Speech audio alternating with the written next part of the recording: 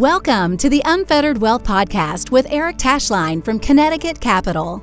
In this podcast, we help business owners and successful professionals plan for better wealth outcomes. Join us for this journey where we explore ways to help you identify better wealth decisions to help you achieve an unfettered life. It's time to ask yourself, what do you want more of? Hello and welcome to Unfettered Wealth with Eric Tashlein. Good morning, Eric. How are you? Hey, good morning, Eric. We're doing well. It's Friday and looking forward to the weekend like most everybody else. Yes, except for those that work on the weekend. But for those that are listening that are working on the weekend, thank you for your sacrifice because I'm not gonna. Absolutely.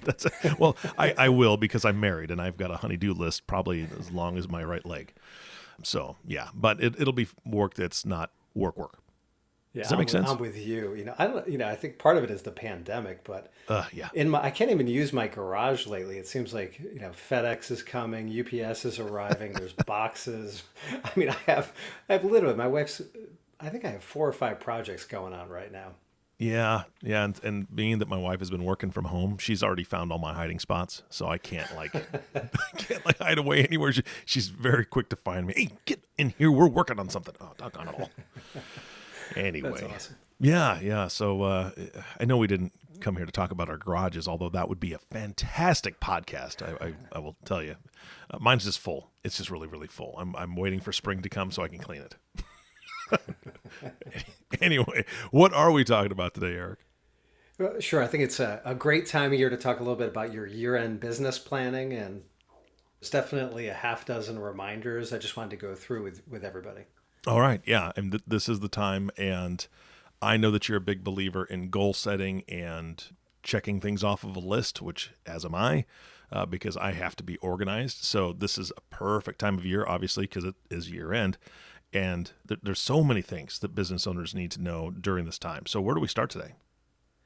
Sure. So I think the big one coming into the year end is taxes for sure. Uncle Sam wants more and more, it seems, from everybody. And I think, if you can find ways to, maybe defer some of your income into the new year, or maybe in certain cases, if a few of you out there in this pandemic that have had a good year, you might find yourself accelerating certain expenses as well. Got it. What do you mean by accelerating certain expenses? Yeah, sure. So it could just be a situation that you look at your needs for the new year and just in advance of that, maybe you need a new truck as an example, and you want to, and let's say it's a large pickup truck. It falls under the depreciation allowances, and you can deduct 100%. Why not do it now versus the new year, right? Oh, It's just nice not to cut that big check this year versus next year. Yeah, that makes sense. And a new truck would be nice. Totally. For sure. All right. So what else with taxes? Sure. So, taxes and just current environment, right? When I've spoken to a few of the CPAs lately, they said still, the big topic is the dreaded, or the confusing, I should say, the PPP loan. Mm-hmm. And now the PPP forgiveness application process. And I actually spoke to my banker the other day, and this particular bank is saying, listen, why don't you hold off? Congress is talking about making this process a little bit easier, simplifying. I think she was suggesting at certain dollar limits, you might not really need to submit a lot of information. So the PPP still is a mystery to some. I did hear of a few banks that have opened up the process at this point, but I'm just not sure. I always feel like the early pioneers end up with the arrows in their backs. So yeah. I don't think I want to be first. Yeah, and I know that when they opened up the PPP loan, I think they brought it on, 3 different times, 4 different times maybe, and there was just so much confusion, and I had heard from bankers that they didn't even know all the rules, and so they were scrambling to take applications to even get that process started without knowing all the rules and what each business owner is going to have to do. So it was much needed, but we also needed a lot more guidance. So I kind of agree with you that if I'm going to start this process for the forgiveness process, I want to make sure it's ironclad, right? It's written in stone someplace, and I know the rules that I have to play by. It is interesting. I mean, I think there's going to be scrutiny for sure. For everybody. I just read something, and I hope it's nobody listening that's read about. Yeah. Somebody ended up getting a large PPP loan, and they went out and they bought like a $700,000 boat. And apparently the government is aware of that. And so it's interesting. I think it was something that needed to be done. And certainly I think the government has to do a good job, because I think there's probably been some abuse along the way. But Yeah. I know it's speaking to so many business owners, it really saved them for sure. Yep. I believe there was a gentleman in Florida that bought a McLaren. Okay. Another one in Florida. Oh, yes. Yeah, those Floridians, I'm telling you. I mean, what is it? It's always Florida man, A lot of these broadcasts. Sorry, Florida. We love you, but That's right. And anybody listening in Florida, you can help fix the problem. Find those people and tell them to knock it off. Yeah, it's. The abuse frustrates me, right? I mean, I think that frustrates anybody that's listening to this podcast, because this was put in place to help small business owners for a very good reason. This is a pandemic. Sure. This is a black swan event. This was a disaster for a lot of businesses. And it was great that this was available. But for people that took advantage of it, they're just scum. I'm sorry. Yeah. It's just like a scammer, trying to get money from old people on the telephone. Absolutely. It's detestable. So I'm glad that there are rules put in place. I do hope the government makes sure that the money was used for the correct purposes, for paydays, for employees, for things that the business needed to pay, because that helped a lot of businesses survive, and that's what it was all about. Yeah, for sure. And then again, when I spoke to my CPA recently, we were just sharing thoughts on things, and the CPA was saying, this year for sure, he's like, I'm speaking to a lot of my business owners, the physicians, restaurants, about revenue being down, not having to put in, or not having had to put in as much in taxes during the year. Except for, it's interesting, and we I think we've all seen this. I mean, I'll speak to other families that were trying to put a pool in, and those are sold out. And I'll speak to folks that own boats, and there's no used boats on the market. And a friend of mine's buying a hot tub, and those are sold out, I think, through next summer. So I think if you're in the trades or in certain sales areas, you've done pretty well this year. Yeah. For sure. Wow, I didn't realize that about hot tubs, and I was actually kind of looking to get one sometime. Apparently, it won't be this year. Okay, good to know. Yeah, I knew sorry, I came here Eric. for a reason. So, man. Yeah. So basically, just I think meeting this time of year is smart. Sit down with your financial advisor. That there should have been some tax loss harvesting at a point during this year. There may still be some stocks you own that you can harvest. And as an example, even if you don't have any gains to offset it against, if you create $3,000 in losses in stock, and everybody owns a dog along the way, you can get some credit on your tax return for that. So I think it's just smart heading into the year. Sit down, talk to your advisor, talk to the accountant if possible. Speak to both at the same time. Usually the information sharing is awesome. Yeah. I mean, that's what you want as a team working for you. I agree 100%. That's great. So what else do we need to know year end? Oh, I'm sorry. I was saying, what else do we need to know for year end? Just a final thought on taxes. I think it's just prepare now. Don't wait till Thanksgiving and the holidays to look at things and speak to the accountant, because oftentimes you can't reach them by then. Yeah, and our own time gets so much faster, right? I mean, it seems like it's Thanksgiving, and then we're opening presents about a week later. And Right. There's so many things going on. So yeah, that's not something we need to procrastinate on, right? I mean, we need to get on that. All right, Eric, you sent me a list of things that you really kind of wanted to talk today, and the next one looks like it's insurance. So what do we need to know about insurance? Sure, I wonder what people dislike more, right? Paying taxes or paying for insurance, and they both hurt. The health insurance costs it's part of the big three, right? Payroll, rent, health insurance, and the costs are really out of control. I did speak to a friend of mine who's in that business, and he just wanted to remind everybody, again, like we spoke about earlier, he goes, most of the renewals are in January. He's like, please call your broker now, call me now, and don't wait till right into the holiday season, because inevitably you're going to be left where you are. And there's always new options coming into the marketplace for sure. Yeah, that's a very, very good point. And I'm sure that, again, those who procrastinate and they wait, there's going to be a lot of them. right? And then all of a sudden it's going to be much harder to get a hold of people. It's going to be much harder to get through this process when there's that much demand on their time. Yeah, totally. And he did want me to mention too, for every business owner, really anybody that has health insurance, he's like, this year, if you have out-of-pocket costs and they're COVID related, it's covered 100%. So that was a good reminder that he mentioned. Yeah, that's great. The other thing that's interesting too is he did mention, he goes, there's actually a new carrier. I'm in Connecticut here. So there's a new carrier coming into Connecticut. It's actually backed by Google, and it's called Oscar.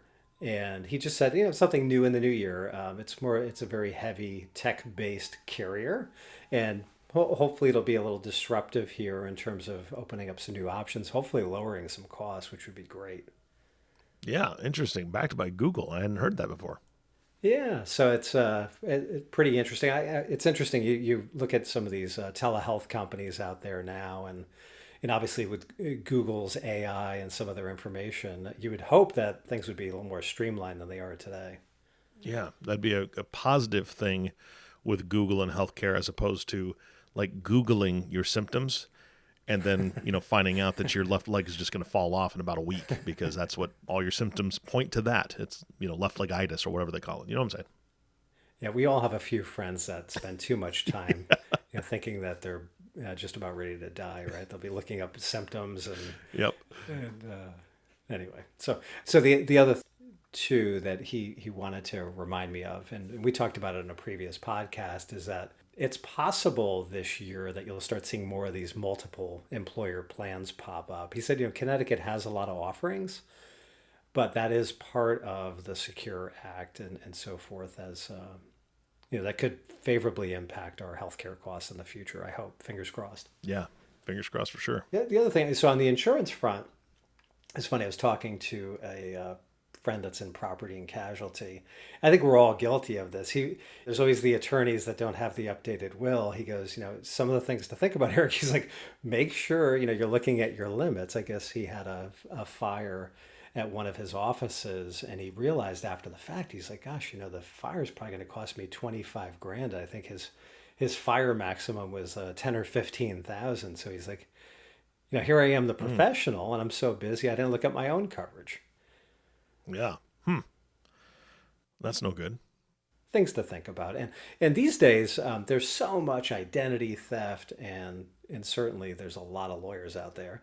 You just need to think about, do you have identity theft coverage? Do you have directors and officers liability coverage as well? And certainly, as health changes from time to time, especially in a COVID environment, if you have business partners, are your buy-sell insurance policies adequate at this point as well? So just really some reminders. I mean, some of you are going to be listening to this in their car, and if I trigger something that reminds them that, hey, I need to do this, I'd feel good about it. One thing that I personally always forget is each year, we have a high deductible health insurance, is just to fund that HSA account. Mm-hmm. And so just any of these helpful reminders, I'm hoping will trigger something for some of the listeners. Some other things here that I'm thinking about. Oh, just off the cuff, and speaking to a property and casualty buddy, this a couple days ago, he's thinking possibly, you may see unemployment insurance go up as well, because we've been hit pretty hard here in the Northeast. Mm-hmm. So there's something else to look at. The other thing too is going into the new year, especially with everybody being so busy with the pandemic, is as an employer, we'll talk about retirement plans. I would just say, don't forget that, you're responsible as a trustee at this point, because here we are, it's already fall here in Connecticut, the ducks are flying over, and the days are getting a little shorter. So just don't forget your responsibilities there. I mean, employee education this year for our clients, basically, we did a lot of that online. Had some pre-recorded sessions as well that nice. Employees could listen to. Yeah, we weren't able to go live. And then we're in the process of scheduling trustee meetings. And as part of being a trustee in your 401k is, reviewing all of the plan options, reviewing the administration, the cost, the funds, and so forth. So just make sure you're able to check all those boxes in the event you're ever audited.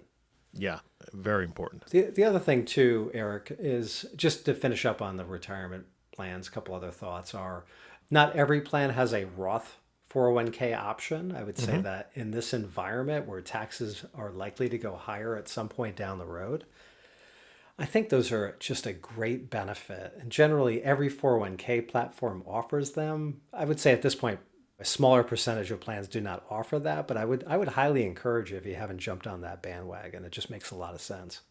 It does. And I was actually just speaking to my daughter about this because she's figuring out finances, figuring out investments, so on and so forth. And we had to have that conversation. Where do you think taxes are going to go? Right? I mean, it's look at all the stimulus, look at all the things that have been going on. We just added trillions and trillions and trillions of dollars to the debt. We know that taxes have got to go up at some point. We just don't know when. Yeah, and I think for your daughter, what a godsend, right? To have an account where it may grow for 60 years, tax deferred, and then come out tax free. So you're in that case there for her, you're really just paying. There's the acorn in the tree. In her case, you're just paying tax on the acorn. Hopefully, that grows significantly over her lifetime. Exactly. Yep. Yeah, and so some other things too is, if you have had a good year, you want to speak to the accountant and your advisor about, do you make a profit sharing contribution this year? Oftentimes, employers have safe harbor 401ks where it's kind of a 3% contribution. But if you have had a good year, it's a good time to speak about that. If you don't have a plan in place, again, as part of some of the new regulations this year with Secure Act, you get a $5,000 credit. If you do set up to a $5,000 credit, if you set up a plan this year, so it's something you can speak to the accountant about for sure. All right. With all that, there are some deadlines for certain plans. Many of those are year end, so you'd want to have a conversation soon. Mm-hmm. One thing I did want to mention is there's a lot of folks that have left corporate or have sold their business, and we see them becoming consultants. And a lot of our consultants have started up solo Ks, which are really cool. They're single person 401ks. The limits on those are fantastic, though. Best case scenario, you can put away $57,000 and an additional $6,500 if you're 50 or older. So we're seeing people put away a tremendous amount of money in those. And then sometimes SEPs, which in many cases, if you review the differences, and this is where somebody would want to call me and say, hey, does this make sense to you? And we'd sit down with the accountant to go through the tax part of it. But SEPs are great also. You can put up to $57,000 away into a SEP as well. So I won't get into the minutia, but overall, it's easier to hit maximum funding generally with a solo K. But again, we'll talk to your CPA about that. Well, and that's what you said earlier, is that what we're hoping from this podcast is that you're going to trigger something in somebody who's listening. And if you're driving, don't write it down now. This can be rewound. You can rewind the podcast. You can hear it again. When you get to a safe place, start jotting down some of your questions so that when you do meet with your CPA or you do meet with your financial advisor, and we will be putting Eric's contact information at the end of this podcast, if you want to reach out, you'll have a good idea of what you need to talk to him about, because shoot, we could dive into any one of these subjects for an entire podcast. That this is just your year-end kind of review. Absolutely. You said it perfectly there. I would say the last thing is, fine, and we've talked about this on previous podcasts. I'm seeing so many business owners thinking about selling. I don't know what the reason is. Maybe it's just fatigue, going through, maybe working a little harder through this process. But it's really a tale of two cities, though. I'll speak to business owners that have really good cash flow. They have a diverse base of clients, and they are really in a seller's market if that's the case. I'm also, though, hearing of people that are in a business that's been impacted. They're getting some real lowball offers as well. So I would say going into the new year, if you think you might be selling, good time again, get your team together, assemble your attorney, your CPA, your financial advisor for sure. And just really have a conversation, clean up the books with the CPA for sure. I know every time we've been involved with a business sale here, somebody tries to hide expenses through their business. You need to clean that up as soon as possible for sure. And that's it. I'm excited whenever I hear of a business owner that's been working for 40 years thinking about selling. I would just encourage them to sit down with a team, just like you are with your taxes before the end of the year. Yeah. And here's the thing, Eric, is that We've joked about it on previous podcasts where emotions play a huge part in what you do when it comes to investing, when it comes to purchasing. I think we've brought up the no man, right? Take a no man when you're going to go look at a car or look at something that's very expensive, because emotionally you can dive into that and you can just make a poor decision based on emotions. I think it's no different from buying than it is from selling, right? If a business owner is tired and they're frustrated and they're just like, forget this, I'm done, I'm going to sell this business and I just want to be done. It's good to sit down with somebody who has no emotion in it, right? No emotional attachment to the business, no vested emotions in, the blood, sweat, and tears that an owner has put in, and sit down with that team that can say, you know what? I know it's frustrating. I know it's been a long year. But we're looking at your business is beginning to rebound a lot more.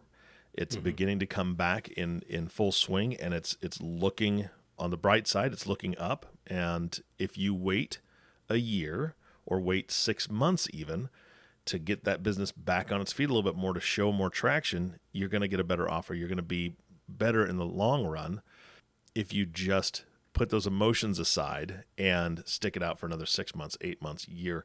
But that's what your team can do for you, right? I'm assuming, Eric, that you've had those conversations with people before where you're like, if you want my honest opinion, I don't think now is the time to be talking about selling, unless you absolutely have to. Sure. I mean, we definitely have some relationships with some great merger and acquisition folks, and we've had a lot of experience in that as well. And we have these conversations all the time about business life cycles. And, ideally you want to sell as you're approaching the top of the curve. And that to me is a absolute home run. I mean, if you can catch that. But as you said, if you're at if you're at a lull and you need another year, that's certainly part of the conversation for sure. Yeah, absolutely. All right. Any closing thoughts for today? No, that's it. I would just say we're big proponents of planning early for sure. Don't wait till the last minute, and have a great weekend. Absolutely. I love that. Eric, thank you so much for your time today, and I hope you also have a wonderful weekend without too many things on your honey-do list. Yeah, no, looking forward to the weekend. I think the list is finally growing smaller.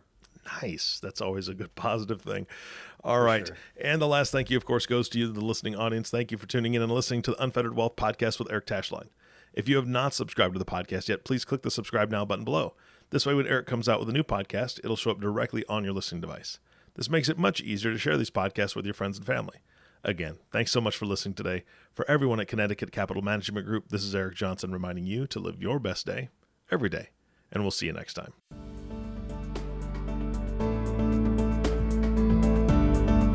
Thank you for listening to the Unfettered Wealth Podcast. Click the subscribe button below to be notified when new episodes become available.